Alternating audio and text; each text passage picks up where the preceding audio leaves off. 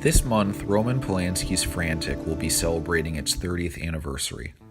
Released in February 1988, it underperformed at the box office, but it did get some good reviews, and it's acquired a small cult of fans over the years. And it was even immortalized in a song by the Bare Naked Ladies. I think it's about time somebody told the story of how it got made. The idea for Frantic came up during the making of Polanski's 1986 epic Pirates, a film which had gone wildly over budget. At one point, the production was even shut down for 15 days. Polanski was running out of money, so he enlisted the support of executive producer Tom Mount, who was the former president of Universal. Mount agreed to help Polanski finish Pirates, but in return, Mount requested the chance to make another movie with Polanski, one which would be cheaper and simpler. Polanski and Mount bounced ideas off each other for what sort of movie they would make next, finally deciding on the genre of Hitchcockian suspense. What's more, it would be a film which they could make in Paris. In an interview with Le Nouvel Observateur, Polanski explained, "From the start, the idea was to make a film in the city where I live. I wanted to stay at home after being away for 2 years in Tunisia." Warner Brothers agreed to invest a $20 million budget into Frantic, on the condition that the film would have none of the shady foreign financing which Polanski had relied on during the making of Pirates.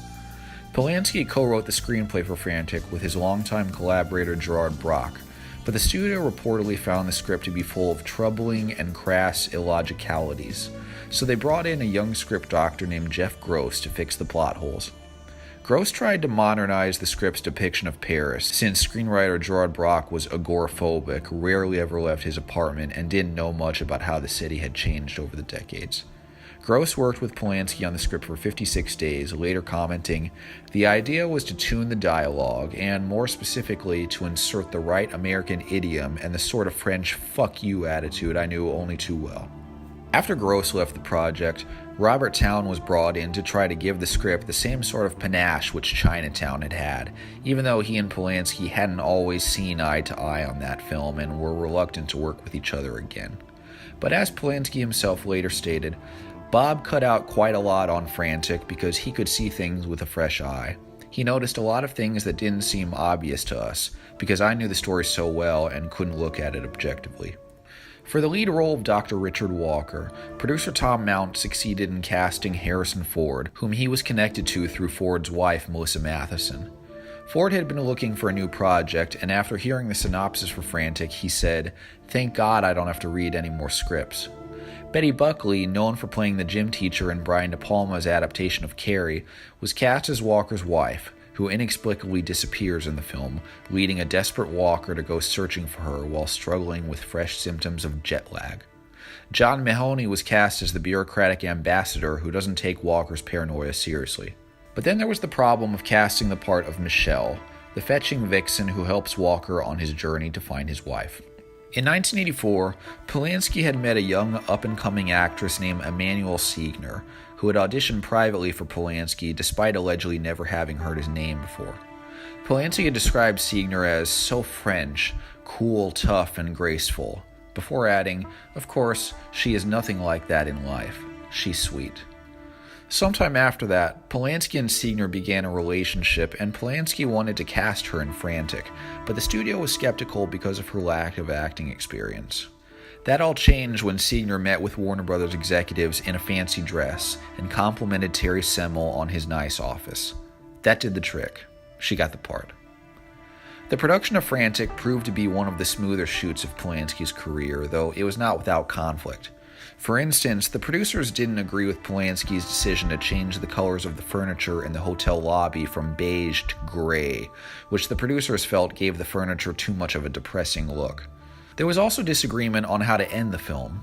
At the end of the original screenplay, Walker throws the nuclear trigger device into a garbage truck, which is why you still see a shot of a garbage truck in the closing shots.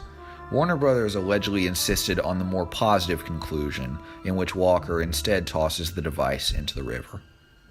The musical score for the film was composed by Ennio Morricone, and Polanski, who speaks fluent Italian, was able to outline the whole story to him. One unnamed crew member recalls that Polanski would dance to Morricone's music while someone from a gallery would bring him oil paintings to inspect. Frantic would go on to receive decent reviews from critics. Der Spiegel compared it to a Mozart symphony, with its small and suspenseful touches as important as the main work. Unfortunately, the film didn't do so well at the US box office, where it grossed only $17 million on a budget of $20 million. However, it's said to have grossed just as much internationally, so it appears as though it eventually made its money back. It took an awfully long time for Frantic to be given a respectful home video release. The DVD, released in 1998, was available in the US only in pan and scan format. The first Blu-ray was released by Warner Bros. In 2010, but mistakenly with the film's French audio track in place of the English one. This meant that the 2010 Blu-ray was defective, but when a fan of the movie, filmmaker James Luckard, tried to inform Warner Bros. Of this issue, they didn't understand, so Luckard instead contacted Roman Polanski's office in Paris. Polanski immediately understood the issue, got in touch with Warner Bros., and within a month or two, the studio released a corrected Blu-ray in 2011, with the original English audio track restored.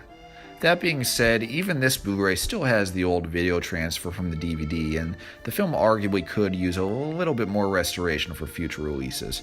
And of course, it would be nice to have some special features, like a making of documentary or commentary track, for instance. I think Frantic is one of Roman Polanski's best films. It's a thrilling entertainment, and after the failure of Pirates, it was the movie where, in the words of biographer Christopher Sanford, Polanski seemed to have achieved the hardest trick in show business: the comeback. Thanks for watching.